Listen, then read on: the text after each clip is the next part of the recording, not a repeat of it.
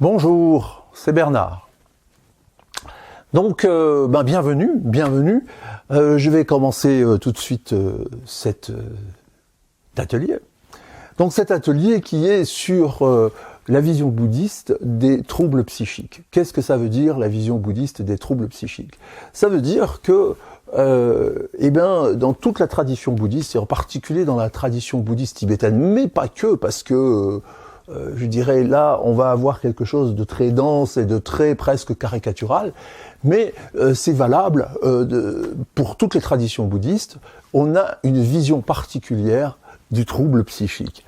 Et cette vision particulière du trouble psychique, notamment celle du bouddhisme tibétain, nous est arrivée par ce schéma qui est bien connu, pas toujours, mais disons que pour l'essentiel, il peut être assez bien connu, ou qu'on appelle la roue de la vie, ou voilà. Alors, je vais pas vous citer les noms en tibétain, mais avec un grand démon qui détient ça et qui fait tourner, et c'est comme si nos vies passaient là-dedans. Alors, certains le voient comme les cycles des réincarnations à travers le temps, de vie en vie, etc., etc.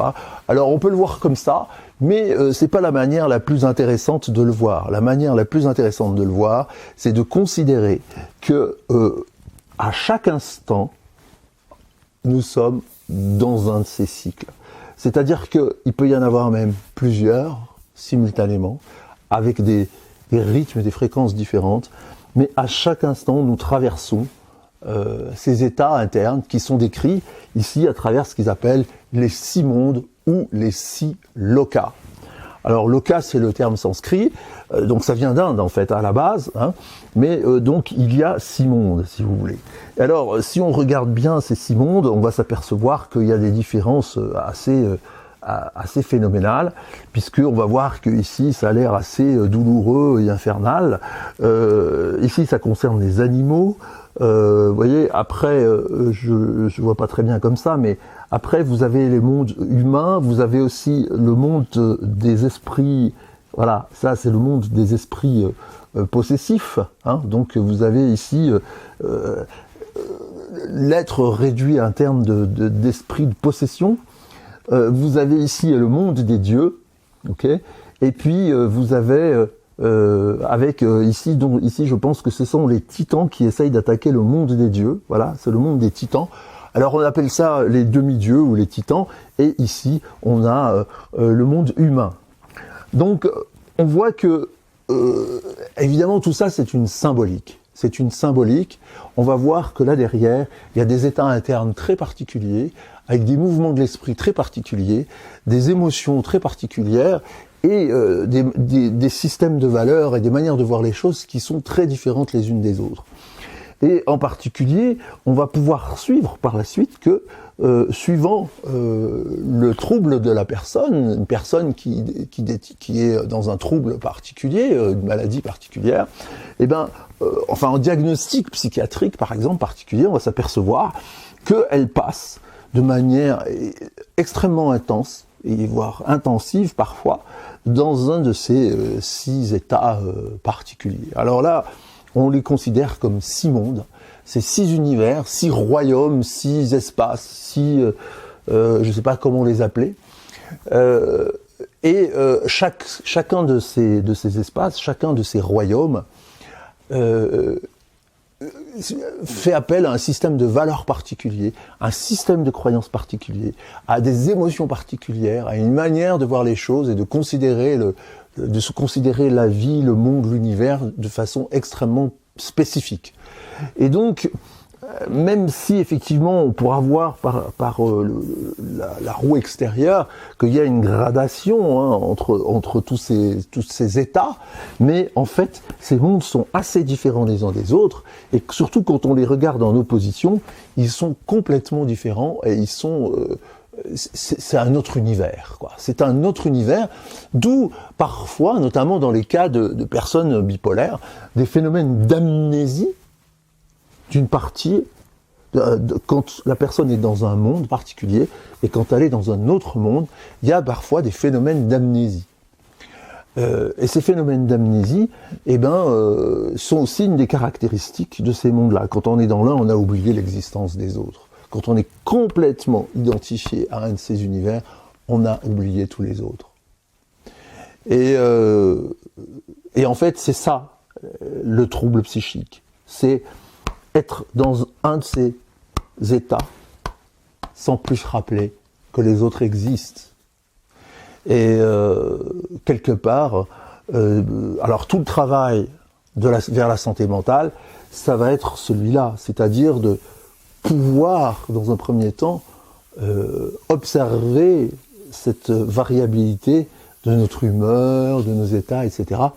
Et pouvoir s'en dissocier et pouvoir s'en dépêtrer quelque part, s'en dégager, ne plus y être identifié. Et c'est le programme du bouddhisme quelque part. Le résultat de la méditation, des années et des années de méditation et de pratique, c'est justement cette capacité à pouvoir s'extraire de ce schéma, je dirais pathologique quelque part, de notre esprit. C'est notre constituant. Et on verra que c'est un constituant. C'est un chemin, c'est comme ça. Il n'y a pas, c'est ni bien ni mal. C'est l'évolution passe par là. Et si on passe pas par ça, on peut pas aller vers autre chose. Alors évidemment, comme je vous l'ai dit précédemment, donc il y a tout un historique. Donc évidemment, ça c'est le symbolisme traditionnel. Et je vous ai parlé de Chogyam Trungpa qui avait écrit ce petit bouquin qui s'appelle Bardo au-delà de la folie. Et donc, dans Bardo au-delà de la folie, il décrit très précisément comment on passe à travers ces différents états tout au long de la journée, parfois. Vous voyez ? Alors, et comment retenir ces différents états et les retenir, plutôt en avoir conscience, vous voyez ? Comment en avoir conscience par une espèce d'humeur, une espèce d'énergie, une espèce de sensation bizarre qui fait que, oups, on est là, oups, on est là, oups, on est là.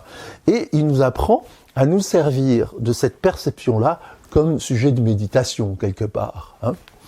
Alors évidemment, c'est encore assez compliqué, si vous voulez, parce que il faut pratiquer la méditation, il faut faire de la méditation en action, il faut faire de la méditation en marchant, de la méditation en mangeant, de la méditation là, pour pouvoir avoir une conscience exacte de ce qui est en train de se passer en termes de ce type d'énergie. D'autant plus que, comme on l'a vu là il y a 6 états, mais en fait, il y a des phases intermédiaires ici qui sont encore plus précises et qui nous permettent de savoir très précisément dans quel type d'état nous sommes.